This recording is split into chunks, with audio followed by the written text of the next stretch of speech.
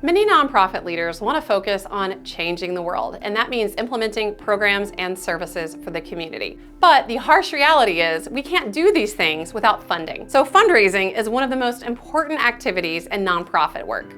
In this lesson, we'll discuss all of the elements of fundraising, including the critical aspect of stewardship.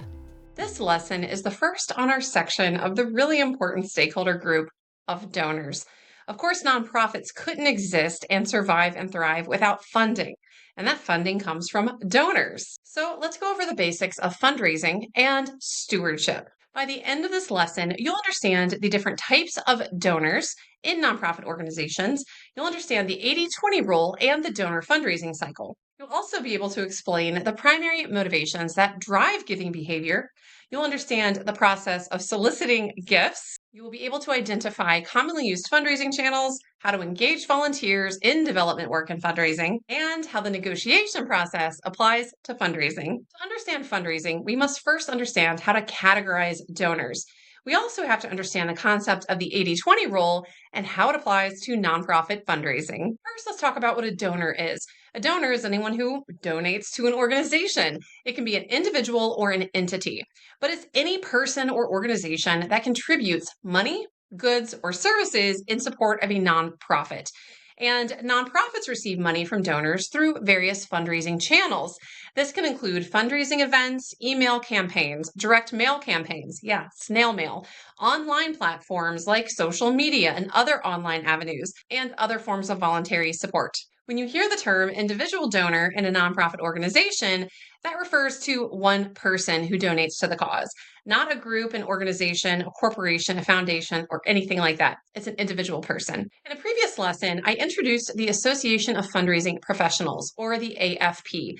This is a global nonprofit organization that's meant for professional membership. It supports and promotes nonprofit fundraising with a specific emphasis on ethical and effective fundraising and philanthropy. So this is one great resource for nonprofits when it comes to kind of setting the gold standard for fundraising practices. When it comes to credentialism and continuing education, some folks in the nonprofit fundraising space opt to pursue what is called their CFRE. This stands for their Certified Fundraising Executive Credential. It's basically a resume booster, it's continuing education, and it's specifically related to fundraising practices. And it's a great way for nonprofit development professionals to bolster their professional credibility. When you look at the funding sources for nonprofit organizations, it might surprise you that the majority of funding sources are from individual donations. So just shy of 69% of fundraising comes from individuals. Foundations represent the next biggest piece of the pie at just under 17%. Bequests, which is when someone passes away and they leave money to an organization in their will, that represents a little less than 10%, and corporate support is just a little bit under 5%. Now, how people choose to donate to an organization, it's not always just a cash donation. There are other forms of donations as well. Of course, monetary gifts is the obvious one. These are cash donations, checks, credit card payments, and electric fund transfers, or EFTs. So this is basically cold, hard, liquid cash. Sometimes people will donate an in-kind contribution, and these are non-monetary contributions of goods and services. So if your nonprofit hosts an annual 10K run to raise money for your cause, and your local grocery store chain donates to you 20 pallets of bottled water, that is considered an in-kind gift. It's not cash, but it's a product that you otherwise would have to buy. Gifts of securities refers to contributions of stocks, bonds, and other financial assets. Legacy gifts include those bequests that we just talked about. So when someone passes away, they designate a nonprofit organization in their will. And tribute or memorial gifts. These are contributions that people make in honor of someone. When someone passes away, sometimes they'll say, instead of flowers, make a contribution to this person's favorite charity. And these are memorial gifts. Or someone might be celebrating their birthday and they say, instead of buying me birthday gifts, please make a tribute donation to my favorite nonprofit cause. So these are forms of donations, but on top of categorizing donations based on the form of the donation, some nonprofits also categorize gifts or donors based on the amount of their contributions and or the frequency of their contributions. When it comes to levels of donations, it's important to note that how an agency chooses to categorize a gift based on its amount is going to vary. And factors that contribute to that variance include the agency's size, scope, and funding needs. First, let me tell you a few commonly used levels of donations that are used in the nonprofit sector. A major gift refers to a substantial and impactful donation, and this can come from an individual donor, an organization, a foundation, or an entity. The difference here, what makes it major, is that it makes a significant impact in supporting the organization's mission and programs. And when I talk about that variance, a major gift can vary. For a mid-sized nonprofit, for example, a major gift might be $10,000. For a huge multi-million dollar national nonprofit, though, a major gift might be $25,000, $50,000, or even $100,000. But for a really small grassroots startup nonprofit, a major gift could be as low as $1,000. So how we categorize these levels of donations, that is going to vary mostly depending upon the agency size and its annual funding. A mid-level gift isn't about the huge impact, but it's more of a moderate size. So this is going to fall between those small regular contributions, but it's not quite to the level of a major gift. So it's kind of that mid-level range. An entry-level gift refers to what is sometimes a donor's initial contribution, their entry level, their first time donating, or a more modest donation that's made in support of the cause. Now, some organizations opt not to define this gift category because that can be considered kind of offensive. Nobody wants to know that they're a low-level donor or an entry-level donor. But just strictly in terms of classifying the levels of donations, we have to use some sort of terminology. So we're going to call these entry-level gifts. Now, in any nonprofit agency, the majority of the quantity of gifts are going to be classified as those entry-level, more modest gifts. Then a smaller quantity will be those mid-level gifts, and then a very small quantity will be those major gifts. With the 80-20 rule, this signifies that roughly 80% of the dollar amount of contributions stem from only about 20% of donors. So while the majority of the quantity of gifts to any nonprofit agency are going to be categorized as low-level or mid-level, those gift categories together only comprise 20% of the overall donor revenue. 80% of that donor revenue comes from major donors, although that represents a small population of the overall donor population. So it stands to reason that nonprofits are going to focus their limited resources on catering to that small quantity of major donors, because it's that smaller group of donors that represent the largest proportion of donor revenue to the tune of 80%. Now that we've discussed levels of donations based on the dollar amount, let's talk about the frequency and use of donations. A lot of nonprofit agencies categorize donations based on the frequency and how these gifts are used. If you hear the term recurring gifts, that refers to donations that come in on a regular or scheduled basis. So someone may designate, for example, $50 out of every paycheck goes directly to their favorite nonprofit cause. Those are recurring gifts. Recurring gifts can be monthly, or they can be annual. Sometimes folks will designate an annual gift. That nonprofit knows that every year such and such donor is going to make a contribution. Sometimes that donor will share that amount, but sometimes they won't.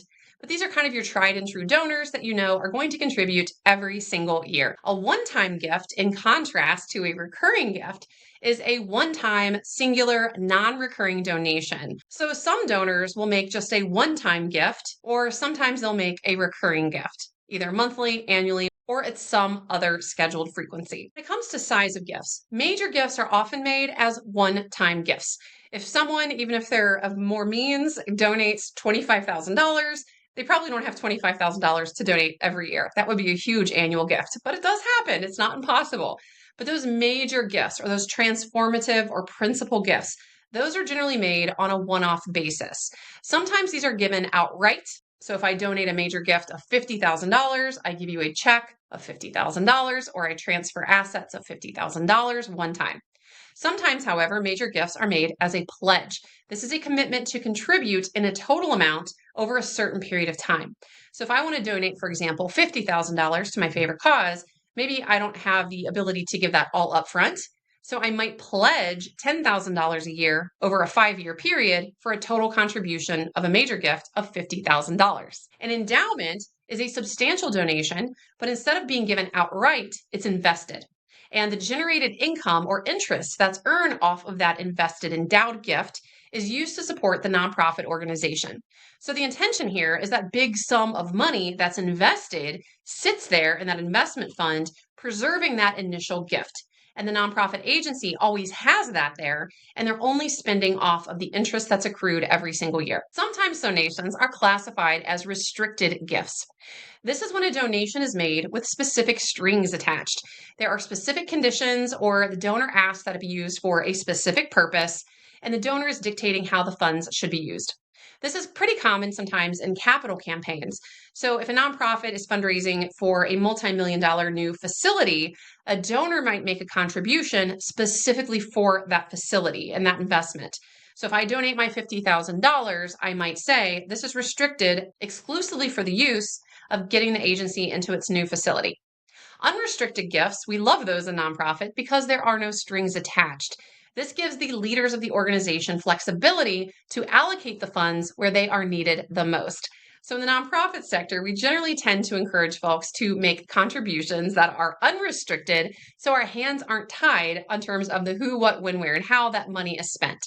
We have the flexibility to determine the most valuable need, or the most emergent need, or the most important priority, and we use the funding for that purpose. Now that you know the different levels and types of donations made to nonprofit organizations, let's discuss the donor fundraising cycle. The donor fundraising cycle, it never ends. It outlines the process that nonprofits follow to engage potential donors.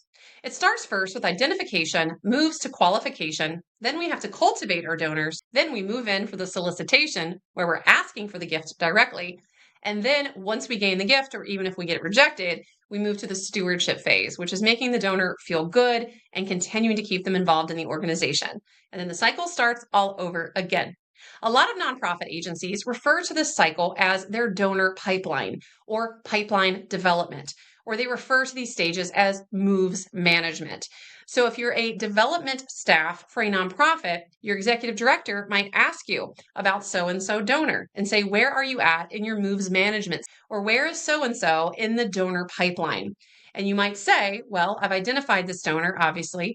I've qualified them. I've cultivated them, getting ready to give them a proposal where I officially solicit and ask for their contribution. So let's dive deeper into that donor cultivation cycle and discuss those specific steps in the cycle and what they mean. The first step of that donor cultivation cycle, or that donor pipeline, is identification. You have to identify potential donors. You have to know who you're going to spend your time investing in building a relationship and getting to know. And many nonprofits utilize a donor management system, or something like a CRM. And CRM stands for Constituent Relationship Management, or Customer Relationship Management.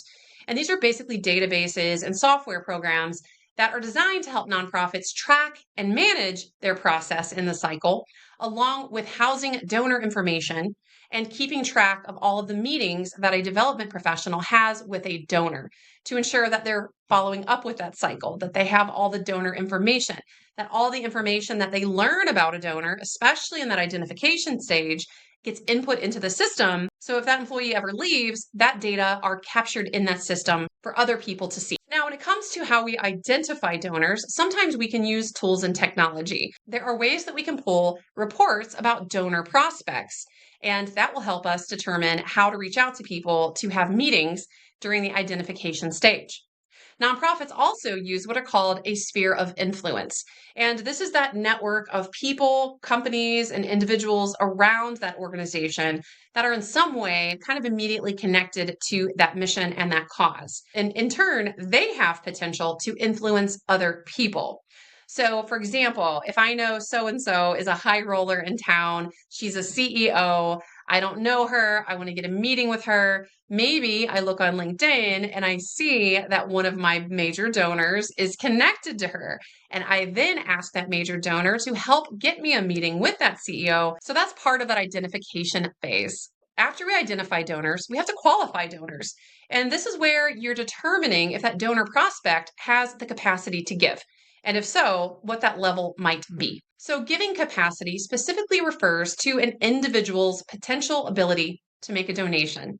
And how do we know this? Well, there's a lot of data that we can gather. It's kind of scary because a lot of this is publicly available or obtainable and discoverable. And this includes information about individuals like what they own, the value of their home, their income level, their position or title in their company, their past giving history. In addition to the data that we can gather about folks, we also will sometimes utilize prospect research. We've identified a potential donor. We need to research everything we can about them, including trying to make a determination of their giving capacity. And then we try to determine if that donor has the capacity to make a contribution that will fall within our agency's designated classification of what we consider a major gift. And remember, that dollar amount of what constitutes a major gift is going to vary from agency to agency. Given what we know from the 80-20 rule, nonprofit fundraisers are obviously going to prioritize their efforts around prospects who have the capacity to make a major gift as defined by that agency. Once a donor is identified, the development professional then moves to the cultivation stage. And this is where we try to cultivate a relationship. Just like you plant a seed in a garden and you have to take care of it and make sure it has water and light and you nurture that, it's the same principle here in fundraising work. This involves forming relationships.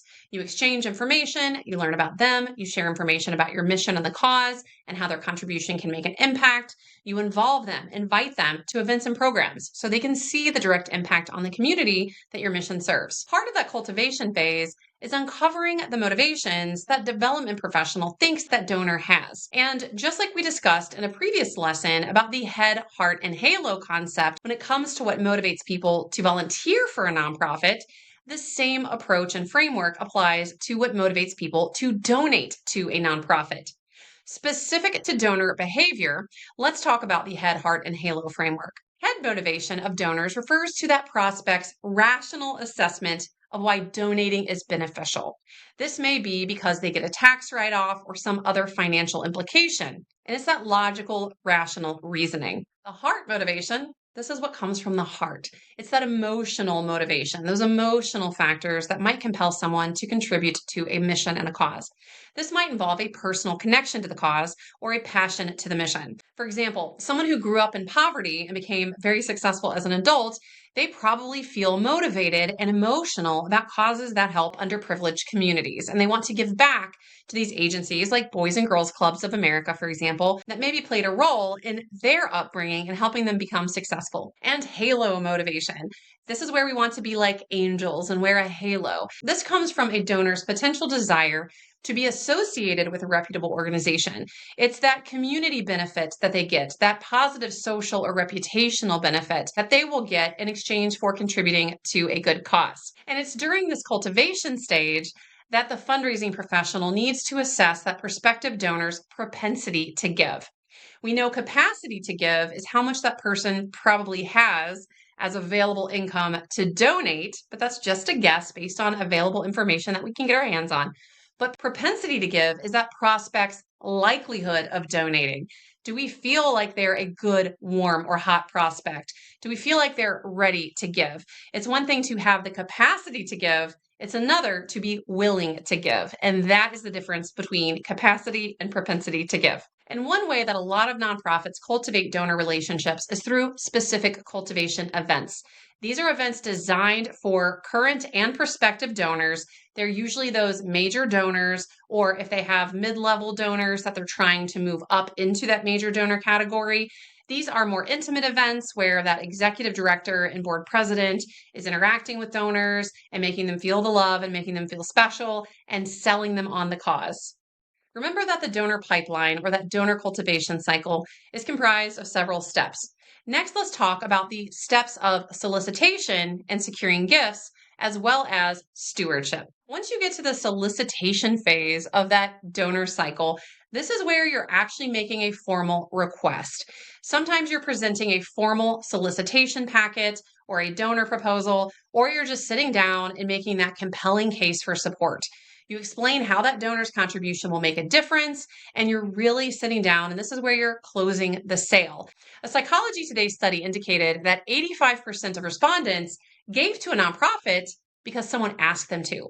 And unfortunately, a lot of times fundraising professionals in nonprofits are a little afraid to directly make an ask and do the solicitation process.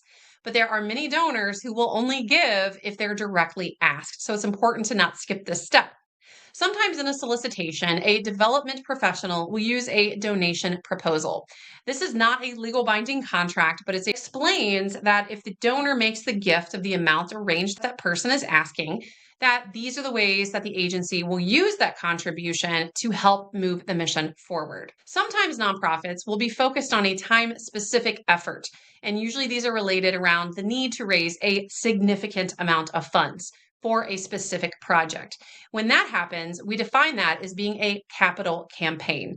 So when you have a capital campaign, there's a lot of solicitation happening, a lot of donor proposals going out because you have to raise a lot of money. But even if you're not engaged in a capital campaign, solicitation is one of those important steps of that donor cultivation cycle. After a fundraising professional solicits the gift, they try to close the sale, they make the ask. The next step in the process is stewardship. And this applies whether you got a yes, a no, or a maybe. Stewardship involves thanking donors for their support. So even if that donor isn't ready right now and they give you a maybe later, or a flat outright no, you still want to thank them for their support, even if it's not the level you want or yet financial at all. Maybe they're just coming to events or volunteering. So during the stewardship phase, we maintain an ongoing communication and relationship with our donor prospects or with our donors. This involves these ongoing touch points, things like sending them the annual report, impact reports, sending them information about organizational activities, things like that. One aspect of stewardship is donor acknowledgement. If you did get a yes and that donor said, yes, I'm going to donate, you want to make sure that you acknowledge that donor. Now that's obvious. Some types of donor acknowledgements are required per IRS regulations. For example, at a bare minimum, gifts of a certain amount, you need to acknowledge that with a donor letter acknowledging that amount that is used for tax purposes. But beyond that, we also want to acknowledge our donors in other ways as well. This involves expressing gratitude, handwritten thank you notes beyond just the IRS tax letter, formally recognizing that donor's contribution and making them feel the love. One of the ways that we steward our donors is by publishing donor impact reports. This will account for how the agency has used donor contributions to further the impact. It demonstrates the impact that those donations have made on the community and on the cause. And sometimes these donor impact reports will include a list of names of donors that help make them feel good and give them that social recognition that sometimes motivates donor behavior. Good stewardship practice also involves focusing on donor retention. Even if you got a major gift or principal gift of a very large amount, and you know you're not going to get that every year, you still want to retain that donor.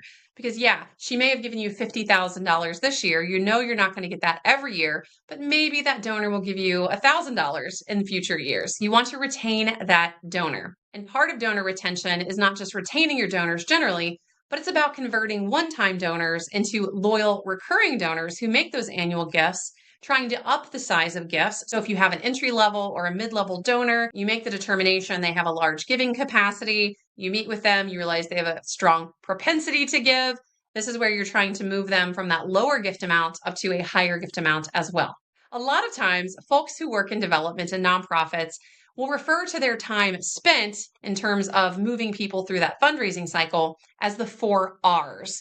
And this is kind of just a different way to look at that donor fundraising cycle in a different perspective. And these 4 R's are research, romance, request, and recognition. It's just a really cute way to look at it and an easier way to remember the steps of the cycle. When we look at the identification and qualification process, that's the research part. And that is going to comprise about a quarter of a fundraising professional's time.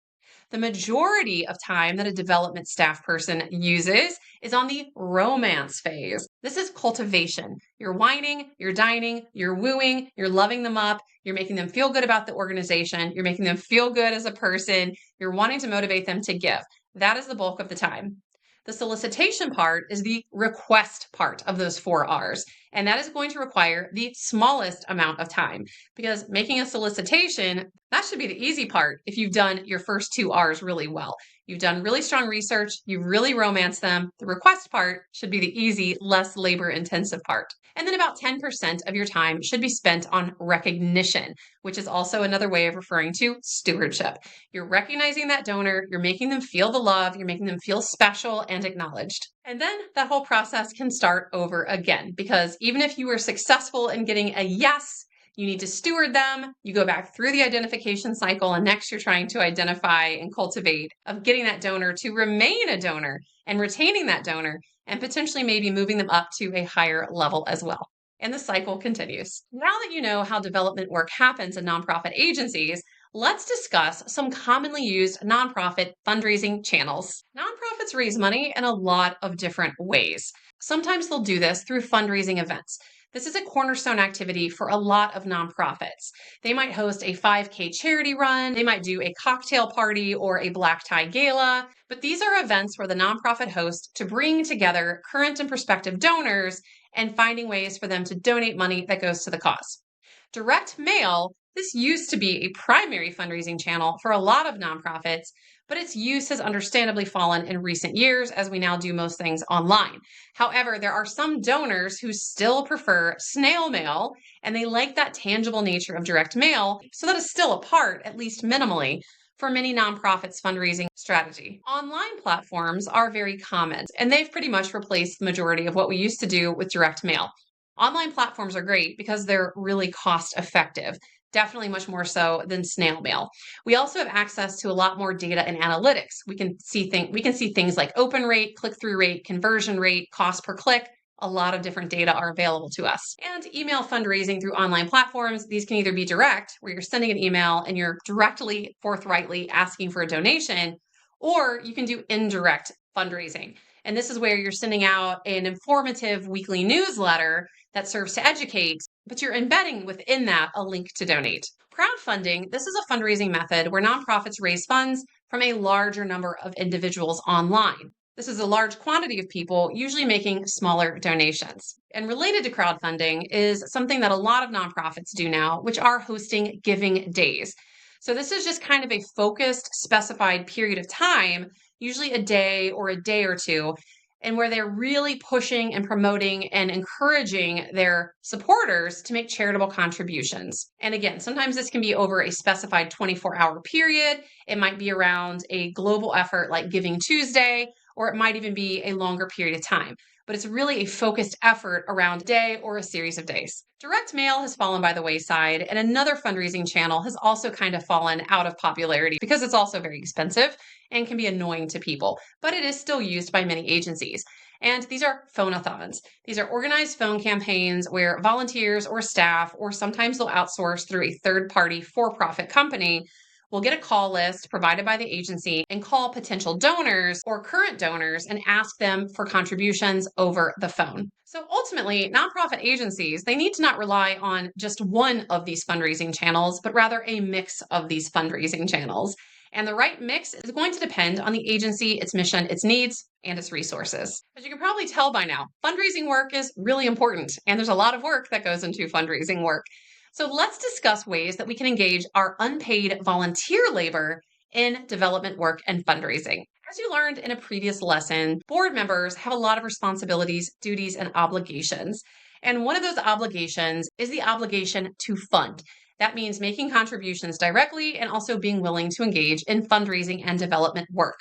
But we can ask our other volunteers to fundraise, not just the board members. It shouldn't all just be up to the board. I will tell you from personal experience, I've had many experiences where I've had volunteers that will tell me outright, I'll do anything you ask me to do in terms of volunteerism, but I won't ask people for money.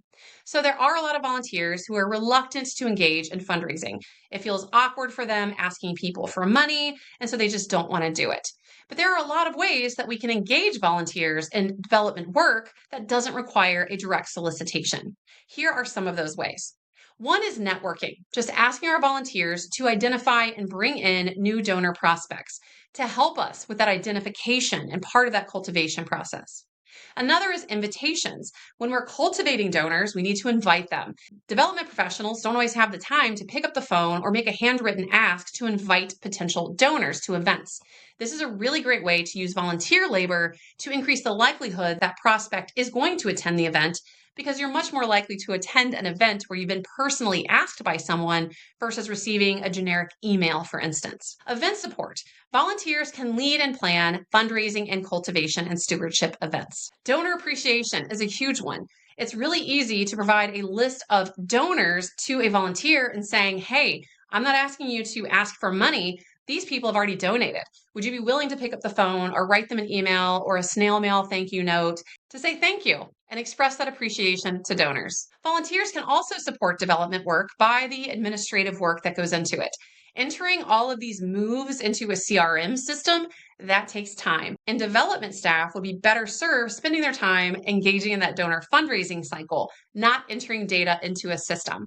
So asking volunteers to help with this is a great way to use their labor in a meaningful way. Community outreach. This also relates to identifying new potential supporters, asking volunteers to go out to community events, conferences, things related to the cause where they might be able to connect with other folks in the community who are impacted by the mission that the agency serves and therefore may be motivated to get involved with that cause and later become a donor. And finally, storytelling. We'll spend a whole section talking about nonprofit marketing, and storytelling is a huge element of that. When we have volunteers who are willing to share their personal stories and their personal compelling narratives of how they've been positively impacted by your cause, that is going to be a huge motivating factor for many donors. One of the steps of that donor cultivation cycle is the solicitation stage. Now, this doesn't take the most amount of time. If you've done your work and you've done your research and you've cultivated a prospect, making that solicitation, it shouldn't take much time. Now, sometimes a donor will tell you, yes, I'll give you everything you ask for, sometimes more. Sometimes they'll say no, but sometimes they'll say maybe, or they'll say yes, but not the amount that you ask for. So let's talk about the role that negotiation plays in development work in nonprofits. Negotiation is the process where you have two parties with differing interests or needs that engage in discussion and exchanges to try to come together for a mutually agreeable resolution. And I know a lot of times nonprofits don't think of their work as involving negotiation, but it does. When we're making a solicitation, it's kind of like selling a product. Now, the product is the mission and the sale is a donation, but we're still going through this negotiation process. The traditional negotiation process involves 5 steps: preparation, information exchange, bargaining, closing, and implementation. So let me explain how this applies specifically to development work. First, let's talk about the preparation stage. This is what we're doing when we're going through the steps of identifying, qualifying, and cultivating. Then we have the exchanging of information, the bargaining, and the closing. These things in nonprofit development happen during the solicitation stage. And then finally, the implementation part of negotiation is where we engage in donor stewardship. First, let's talk about that preparation phase. This is arguably the most important because remember, it's here that you're identifying the donor, you're qualifying the donor of determining their donation capacity, and you're interacting with them to determine their propensity or their willingness to give. During the preparation phase, you're going to exchange information. And in the classical negotiation process, you start with an opening. Both parties present their initial positions outlining what they hope to achieve. So when you're soliciting a donation, this might be when you're meeting with the donor, exchanging that information. Thank you for meeting with me today. I've enjoyed getting to know you and learning about your connection to our cause and sharing with you the huge impact that our mission makes on the community. Based on what we've learned, I put together a proposal of ways that maybe you might be willing to financially contribute to help continue to move that mission forward. So you're opening, you're sharing your initial position, you're outlining what the organization will do with that contribution if they receive it, and then you'll engage in exploration. Maybe a donor will say, you know what, I am convinced that this cause is great. I want to support it. So let's talk about ways that I can support it. And then you bargain. Maybe the donor says, I'm ready to make a contribution, but I'm specifically interested in this particular program that you offer. If I were to donate, could I direct my funds and restrict them just for the specific program that I'm really passionate and excited about? So this is where you are bargaining. The donor may or may not accept your proposal, but they may have specific needs, or they may have specific interest, or they want to restrict their gift in a certain way, or they want to give an amount different than what you've asked them for. But the bargaining phase is where parties exchange offers and counter offers. Once common ground is reached, you enter into the closing phase. And in negotiation, this is where you finalize the terms of the agreement. In development work, we do this sometimes with a donor agreement. This is a formal document used in fundraising that outlines the terms, conditions, and expectations. And absolutely, if the gift is restricted in any way, a donor agreement is going to include that as well. The closure stage is reached when the parties review and confirm those agreed upon terms. And the implementation phase happens when the agency follows through on implementing the agreed upon terms that the donor has asked for in exchange for their contribution. Now, practically speaking, This part doesn't really happen with those lower or mid-level gifts, or even a lot of major gifts. It's really those big mega gifts, those transformative gifts, those principal gifts, where we get into the formalized donor agreements. But for the majority of gifts that most fundraising professionals are going to achieve, it's usually not quite this complicated. So this closing phase in those scenarios is sometimes just a handshake, an agreement, and a thank you. And then of course we know per the donor fundraising cycle, after that gift is negotiated, after that gift is closed, it's really important that we engage in stewardship as an ongoing activity to ensure that donor knows how their money has been used and that they feel good about how that money is used and that they know that they've made an impact. So while you're not exactly selling a car and negotiating on things like price and warranty and other things like that, nonprofit fundraising is more like sales than a lot of people might think. You're still doing a lot of the same things, but ultimately you are selling a product, and that product is the mission. You're getting prospective donors excited about the mission, and you're asking them to part with their money in exchange for moving that mission forward. So applying hard business skills and things that we know from the for-profit sector to the nonprofit sector can help us excel in doing that work.